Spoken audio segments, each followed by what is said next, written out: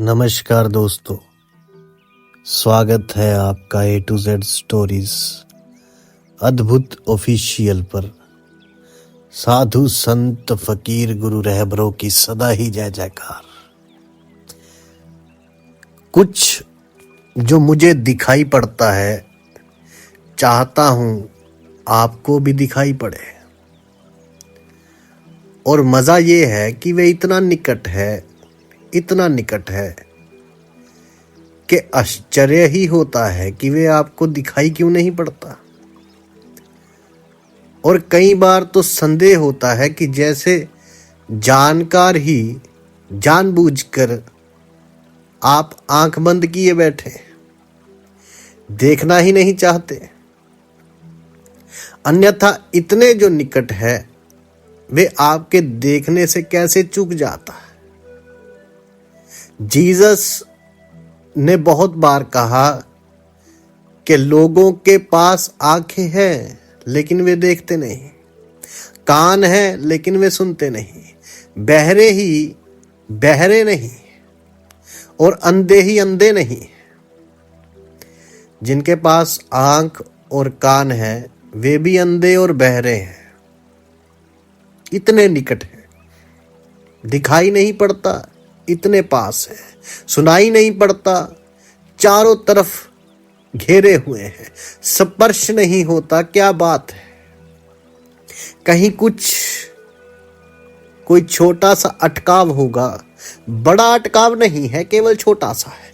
ऐसा ही है जैसे आंख में एक तिनका पड़ जाए और पहाड़ दिखाई ना पड़े, फिर आंख बंद हो जाए। तो तर्क तो यही कहेगा कि पहाड़ को जिसने ढांक लिया वे तिनका बहुत बड़ा होगा। तर्क तो ठीक ही कहता है। गणित तो यही कहेगा, इतने बड़े पहाड़ को जिसने ढांक लिया वे तिनका पहाड़ से बड़ा होना चाहिए, लेकिन तिनका बेहद छोटा है। आंख बड़ी छोटी है, तिनका आंख को ढक लेता है, पहाड़ ढंक जाता है। हमारी भीतर की आंख पर भी कोई बहुत बड़े पहाड़ नहीं है, छोटे तिनके हैं। उनसे जीवन के सारे सत्य छिपे रह जाते हैं और वे आंख निश्चित ही, जिन आंखों से हम देखते हैं उस आंख की मैं बात नहीं कर रहा हूं। इससे बड़ी भ्रांति पैदा होती है। ये ठीक से ख्याल में आ जाना चाहिए कि इस जगत में हमारे लिए वही सत्य सार्थक होता है जिसे पकड़ने की, जिसे ग्रहण करने की, जिसे स्वीकार कर लेने की, भोग लेने की रिसेप्टिविटी, ग्राहकता हम में पैदा हो जाती है। सागर का इतना जोर का गर्जन है, लेकिन मेरे पास कान नहीं, तो सागर अनंत अनंत काल तक भी चिल्लाता रहे, पुकारता रहे, मुझे कुछ सुनाई नहीं पड़ेगा। जरा से मेरे कान ना हो कि सागर का इतना बड़ा गर्जन व्यर्थ हो गया, तो आंख ना हो, सूर्य द्वार पर खड़ा रहे, बेकार हो गया। हाथ ना हो और मैं किसी को स्पर्श करना चाहूं तो कैसे करूं। परमात्मा की इतनी ही बात है, आनंद की इतनी चर्चा है, इतने शास्त्र हैं, इतने लोग प्रार्थनाएं कर रहे हैं, मंदिर में भजन कीर्तन कर रहे हैं, लेकिन लगता नहीं कि परमात्मा को हम स्पर्श कर पाते हैं। लगता नहीं कि वे हमें दिखाई पड़ता है, लगता नहीं कि हम उसे सुनते हैं, लगता नहीं कि हमारे प्राणों के पास उसकी कोई धड़कन हमें सुनाई पड़ती है। ऐसा लगता है सब बातचीत है, सब बातचीत है। ईश्वर की हम बात किए चले जाते हैं, और शायद इतनी बात हम इसलिए करते हैं कि शायद हम सोचते हैं बातचीत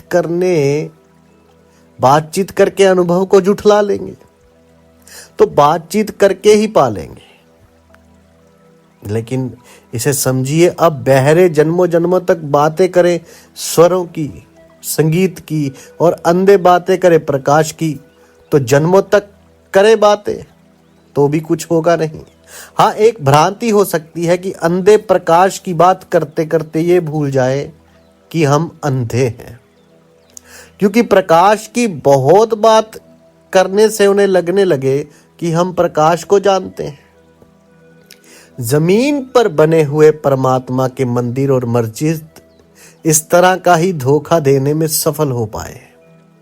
उनके आसपास, उनके भीतर बैठे हुए लोगों को भ्रम के अतिरिक्त कुछ और पैदा नहीं होता। ज्यादा से ज्यादा हम परमात्मा को मान पाते हैं, जान नहीं पाते। और जो मान लेना है वो बातचीत से ज्यादा और कुछ भी नहीं है।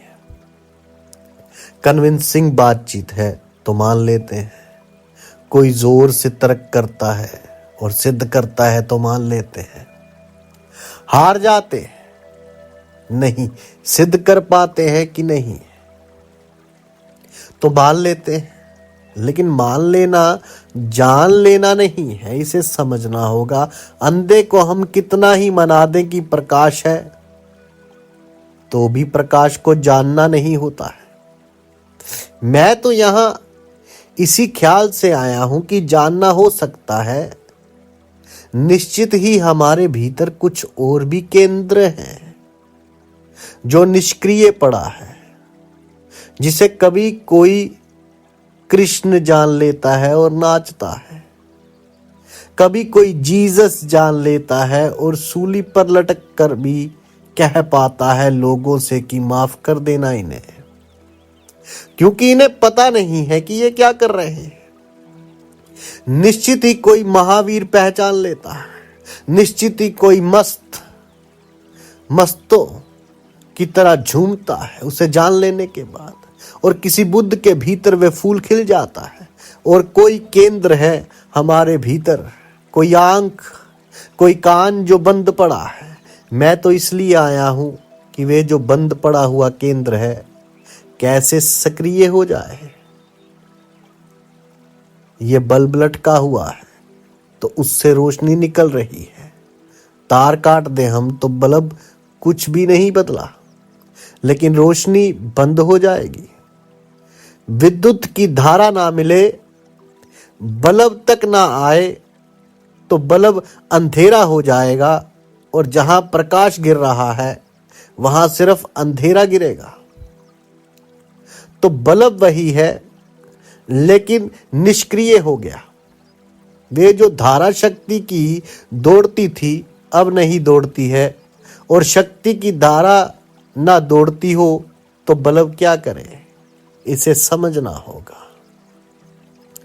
तो सत्य को देखने की आंख तो सबके पास है, लेकिन उसे कोई खोलता नहीं, तो उसे खोलना होगा। जिस तरह फकीर कहते हैं कि शारग से भी करीब है वो जिसे तू ना जाने कहां कहां ढूंढ रहा है। शारग जिससे सांस लेता है इंसान, सांस अंदर जाती है बाहर आती है सांस, उससे भी नजदीक है वो जिसे तू ना जाने कहां ढूंढ रहा है। कोई पहाड़ों में ढूंढ रहा है, कोई जंगलों में ढूंढ रहा है, लेकिन वो तो बेहद करीब है। आंख सबके पास है, लेकिन खुलती किसी किसी की है।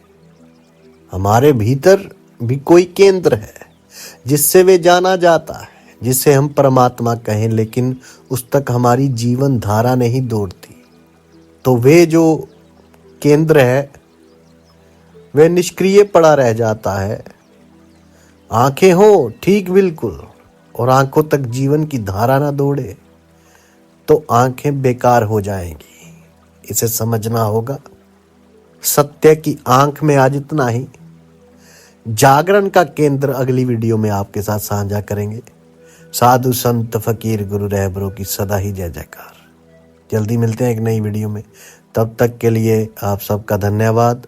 आप सबके भीतर बसे उस परमात्मा को मेरा प्रणाम।